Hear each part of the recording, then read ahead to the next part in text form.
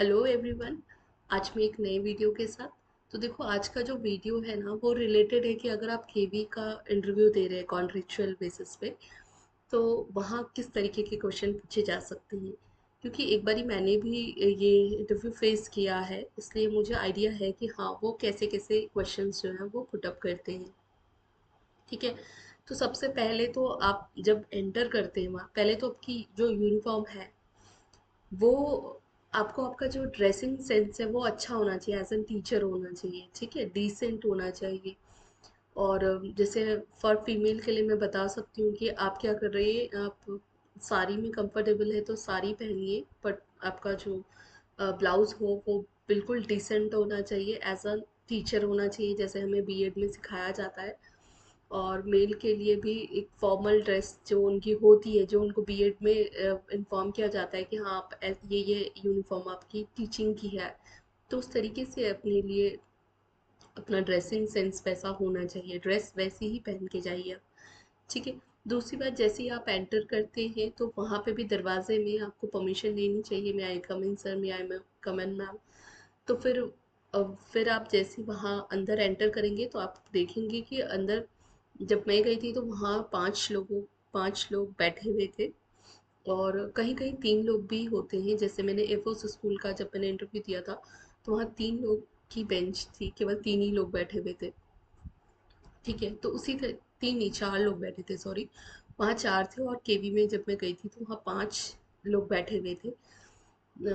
तो उनमें जैसे ही वो आपसे जैसे आप वहाँ अपनी चेयर के पास पहुँचते हैं, एक चेयर होती है सेंटर में, और पूरा फिर आगे सारे टीचर्स जो हैं वो सीनियर वो बैठे रहते हैं जो इंटरव्यू लेने वाले हैं।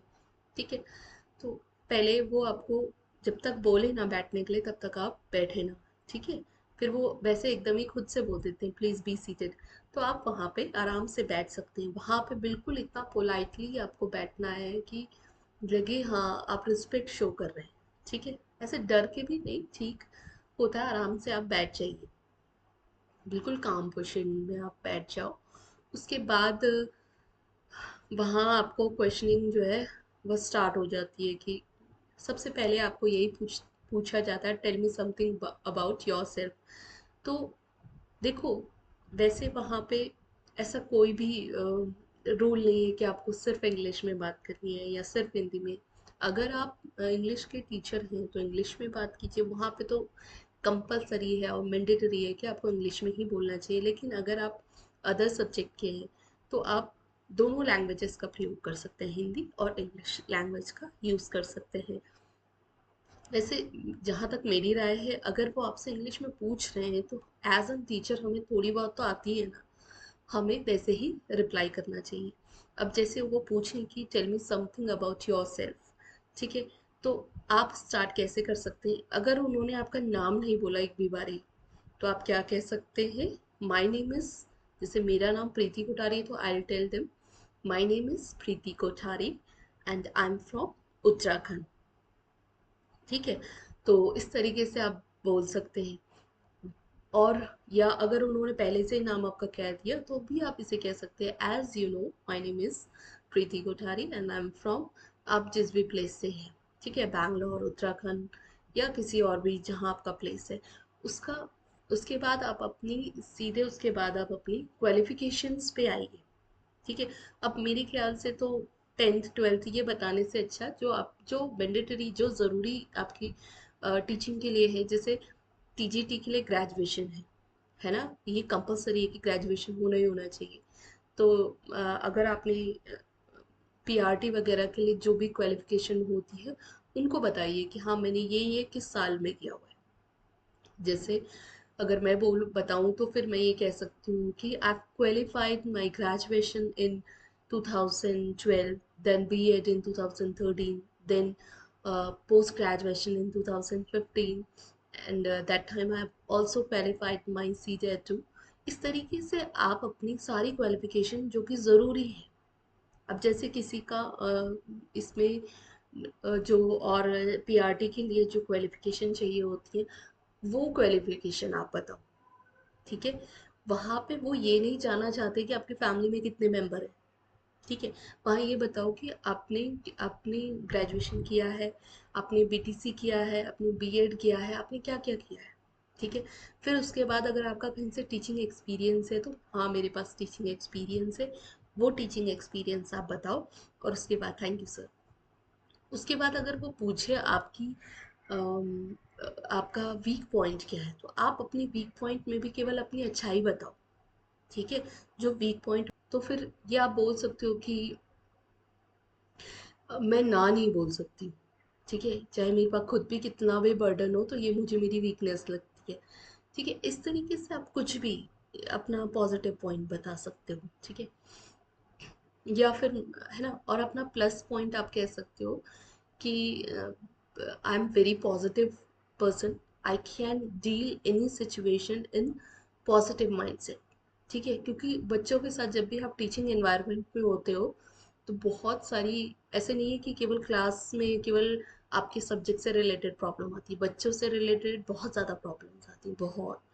कभी उनके पेरेंट्स के कोई इश्यूज हो जाते हैं, बच्चे का कुछ खुद उसका कोई उसका कोई एक इमोशनल पार्ट निकल के आ जाता है, उसको हैंडल करना बहुत मुश्किल होता है। तो मुझे लगता है कि हाँ आपको वो बात ये कहनी चाहिए कि हाँ मैं मतलब पॉजिटिव तरीके से वहाँ पे भी अपना रिस्पॉन्स देती हूँ, कैसी भी सिचुएशन मुझे मिल जाए।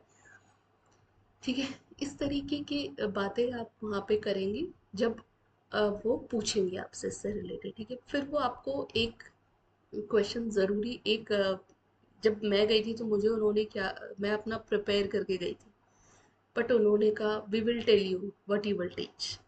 ठीक है, हम आपको बताएंगे कि आपको क्या पढ़ाना है। फिर एक जो वहाँ का सब्जेक्ट एक्सपर्ट था बैठा हुआ, उन सर ने मुझे एक टॉपिक दिया और फिर उसको बोर्ड पे बताना था। उसके बाद वो अपने क्वेश्चंस जो हैं वो पुट अप करते हैं बहुत सारे। फिर वो देखेंगे, जैसे आपको उस समय के उस चैप्टर को सब कुछ आता है तो वो आपसे बहुत बेसिक बेसिक बेसिक इतनी बेसिक चीज़ में पहुंच जाते हैं कि कभी कभी वो चीज़ याद नहीं होती। अब जैसे वो बहुत छोटी, आपको बहुत बड़ी बड़ी फॉर्मूलाज याद है, वो पूछ लेंगे what is factor, what is multiplication, simple सी चीज़ें बोल देंगे वो। Multi what is multiple and what is the difference between factor and multiple, what is the application of it. ठीक है, तो वहाँ पे थोड़ा रुक करके समझ करके, क्योंकि हमें ये होता है कि हाँ हमने तो इतनी बड़ी बड़ी चीज़ें प्रिपेयर कर ली, नहीं वो बहुत छोटी छोटी चीज़ें पूछने लग जाते हैं। तो ये आपको अपना सब्जेक्ट नॉलेज अच्छा होना चाहिए। और उसके बाद एक वो प्रैक्टिकल, उसी समय आपको उनके पास एक प्रोजेक्टर लगा हुआ होता है, कंप्यूटर रखा हुआ होता है वहाँ पे। आपको क्या करना होता है उसी समय वो पूछ लेते हैं। एक उनमें एक मेंबर थी, कंप्यूटर की टीचर रही होंगी वो शायद, उन्होंने मुझे पूछा था कि अगर आपको डॉक्यूमेंट सेव करना होगा तो क्या उसका प्रैक्टिकल मतलब नहीं, उसका शॉर्टकट की क्या है। ठीक है, वो है पहले, और फिर उसके बाद उन्होंने ये जैसे माइक्रोसॉफ्ट वर्ड की, माइक्रोसॉफ्ट एक्सेल, इन सब की शॉर्टकट की क्या है, इनको इनको कैसे आप जो है बिना उस एप्लीकेशन में जाए कैसे उसको ओपन कर सकते हो। आप स्कूल का जो लोगो है वो कैसे डाउनलोड करोगे, आप एक्सेल में किसी सेल में कैसे उसको शिफ्ट करोगे, लिखा हुआ जो चीज़ है उसको राइट से लेफ्ट में कैसे लिखोगे, क्योंकि आपको पता है कि उस सब की सब चीज़ें राइट साइड में आ जाती है जब भी हम एक्सेल में टाइप करते हैं ना, तो कैसे आप उसको शिफ्ट करोगे। सुनने में बहुत बेसिक चीज़ें वहाँ पे आपको करनी पड़ेंगी ये सारी की सारी चीज़ें, तो ये आप प्रिपेयर हो करके चाहिए कि हाँ आपको क्या करना है। तो एक कंप्यूटर का बिल्कुल, ये आपको थोड़ी चीज़ें जैसे पेज सेटअप आप घर से करके जाइए, ज़्यादा टाइम नहीं लगता इनको, पेज सेटअप का पूरा हेडर फुटर ये पढ़ के जाइए। ठीक है, सेव करने का शॉर्टकट की, सिलेक्ट करने का शॉर्टकट की, बिना एप्लीकेशन में जाए हुए कैसे हम उस एप्लीकेशन को खोलेंगे, रन कमांड से कर सकते हैं ना, तो वो कैसे करना है वो आपको यूट्यूब में सर्च करो फटाफट मिल जाएगा। एक्सेल सीख लेना, क्योंकि यही तीन चार चीज़ें जो टीचर्स के काम आती हैं वो आपको आनी चाहिए। ठीक है, या एक्सेल में सम कैसे करते हैं, मुझसे भी उन्होंने फॉर्मूला पूछ लिया था कि आप सम कैसे करोगी, आप डिवाइड कैसे करोगी, आप परसेंटेज कैसे निकालोगे। तो ये सब चीज़ें वो पूछते हैं। अगर हाँ किसी को आपको आपकी को नो बोलना है, ठीक है, तो वो आपको 5 मिनट में ही छोड़ देते हैं। लेकिन हाँ कभी अगर आपको वो देखना चाह रहे हैं कि कितना नॉलेज है, तो वो पूरा 15 से 20 मिनट अच्छा खासा इंटरव्यू हो जाता है। ठीक है। और तो और मतलब मैं हर स्कूल का अपना अपना तरीका होता है। अब देखो वहाँ के हेड कैसे आपसे डील कर रहे हैं ये मुझे नहीं पता, क्योंकि कई सारे लोग कहेंगे हमसे तो ऐसा कुछ पूछा नहीं। तो जिस जहाँ आप जा रहे हैं वहाँ हो सकता है कुछ अलग हुआ है, लेकिन इतना एज एन टीचर हमें आना चाहिए, ये कंपलसरी है, चाहे हम प्राइवेट में पढ़ाएं चाहे हम किसी गवर्नमेंट स्कूल में पढ़ाएं। इतनी चीज़ें एज एन टीचर तो हमको पता होनी चाहिए। ठीक है। ये पूछ लेते हैं, और एक आधा वो बच्चों से रिलेटेड पूछ लेते हैं। जैसे सपोजिंगली अगर आप आपको बस इंचार्ज बना दिया गया है। ठीक है। और जैसी मॉर्निंग में आप बच्चों को लेकर के आ रही थी, आपके बस का टायर जो है वो पंचर हो गया या खराब हो गया, तो आपका क्विक रिएक्शन क्या होगा। ठीक है। तो आपको बताना, आप ऐसे नहीं करना कि वहाँ बस खराब हुई सीधे बच्चों के पेरेंट्स को कॉल नहीं। हमारा जो काम होता है, अगर मैं बस इंचार्ज हूँ, एक ही बस की तो होंगी, पूरे बस का भी तो कोई ना कोई इंचार्ज होगा ना। तो सबसे पहले स्कूल में कॉल करना है। ठीक है। और स्कूल में रिसेप्शनिस्ट को बताना है कि हाँ ये प्रॉब्लम हो गई है। फिर वहाँ से आपको कॉल्स आते हैं कि मैडम आपको अगला स्टेप क्या करना है। ठीक है। हम बस भेज रहे हैं या बच्चों के पेरेंट्स को भेज रहे हैं, तो वो सब वहाँ से आपको डिटेल मिल जाती है। क्योंकि मैंने खुद प्रैक्टिकली कई बार ऐसा हो चुका है कि बस का मतलब कोई ना कोई प्रॉब्लम आ गई है, तो हमें ऐसे खुद से कोई एक्शन नहीं लेना होता, फटाफट से हमें बच्चों को सेफली रखना होता है अपने साथ, और स्कूल में इन्फॉर्म कर देते हैं। जैसे जब मेरे साथ हुआ था कि टायर पंचर हो गया था, तो मैंने स्कूल में कॉल किया, तुरंत ही उन्होंने दूसरी बस लेकर के और हम उसमें चले गए थे। ठीक है। तो इस तरीके के क्वेश्चंस भी वो पुट करते हैं। अ, तो वो हमें एक देखना पड़ेगा। दूसरी चीज़, हाँ एक और वो पूछते हैं कि सपोजिंगली आपकी क्लास में एक बच्चे को बिल्कुल कुछ समझ में नहीं आ रहा है, आप देख रही हैं उसको समझ में नहीं आ रहा है, तो आप क्या करेंगी। ठीक है। आप क्या उस टॉपिक को दोबारा से वहाँ पढ़ाएंगी, या फिर आपका क्या एक्शन रहेगा। तो देखो ये पॉसिबल नहीं है कि मैं एक टॉपिक को 2 बार ही क्लास में बताऊँ। ठीक है। एक ही टाइम पे, क्योंकि हमारे पास केवल 45 मिनट्स की क्लास होती है, और सब बच्चों को अगर समझ में आ गया है तो हम उसी चीज़ को रिपीट नहीं कर सकते। इसका रीज़न है कि हम फिर ऐसे करेंगे तो सिलेबस कैसे होगा। हाँ हम दूसरा एक उससे सॉल्यूशन निकाल सकते हैं कि हम रेमेडियल क्लासेस ले सकते हैं। उस रेमेडियल क्लासेस में हमें एक्स्ट्रा काम करना होगा। हम क्या करते हैं कि छुट्टी से थोड़ी देर पहले या थोड़ी देर बाद उनके पेरेंट्स से परमिशन लेकर के, स्कूल प्रिंसिपल से परमिशन लेकर के क्लासेस लगवा सकते हैं। या फिर जो हमारा एक होता है ना, प्रेयर के बाद एक कभी कभी कहीं पे एक एक्टिविटी पीरियड होता है या कुछ और पीरियड होगा, उसमें कहीं न कहीं अरेंज करना पड़ेगा उस बच्चे के लिए एक क्लास।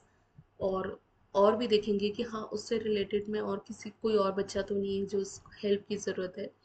तो हम इन सब के लिए एक सॉल्यूशन होता है रेमेडियल क्लासेस का, हम रेमेडियल क्लासेस की हेल्प से ही बच्चों की मदद कर सकते हैं। ठीक है। तो इस तरीके के क्वेश्चंस वो ज़रूर ही पुट अप करते हैं।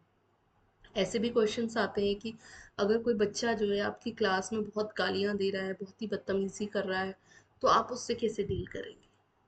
ठीक है। तो इन क्वेश्चंस के लिए हमें प्रिपेयर रहना पड़ेगा और हम आंसर्स कर सकते हैं। ठीक है। कभी कभी हमें उनकी बातें जैसे समझ में नहीं होता है ना, कभी की वॉइस उनकी क्लियर नहीं आ रही है, तो ऐसे नहीं बिल्कुल कि सर मुझे आवाज़ नहीं आ रही, नहीं, उस उनको रिस्पेक्टली बोलना है कि सर और मैम, मैं थोड़ा सुनने में मैं थोड़ा कम सुनती हूँ, या मुझे थोड़ी सुनने में प्रॉब्लम है, क्या आप अपना क्वेश्चन जो है वो रिपीट कर सकते हैं ताकि मैं अपना आंसर दे सकूँ। मतलब इस तरीके से कि आपको, क्योंकि वो ऐसे नहीं है कि बिल्कुल कोई एक्सपीरियंस नहीं है और वो वहाँ बैठे हैं, बहुत एक्सपीरियंस पर्सन्स बैठते हैं, उनको हमारा इंटरव्यू नहीं भी होता तो भी रिस्पेक्ट देना हमारा काम है। ठीक है। तो हम तो वहाँ इंटरव्यू देने जा रहे हैं। ठीक है। तो हमें जितना हो सके रूड बिहेव बिल्कुल नहीं करना, बिल्कुल रिस्पेक्ट के साथ करना है। कभी कभी ये होता है आपको कोई क्वेश्चन नहीं आ रहा है, तब भी आप ऐसे नर्वस नहीं हो कि मुझे कुछ भी नहीं आ रहा, नहीं ठीक है, ये इंटरव्यू खराब किया फिर दूसरा इंटरव्यू, आपका एक्सपीरियंस मिलेगा, दूसरा सही हो जाएगा। ठीक है। तो आप इन चीज़ों का ध्यान रखें। Thank you so much.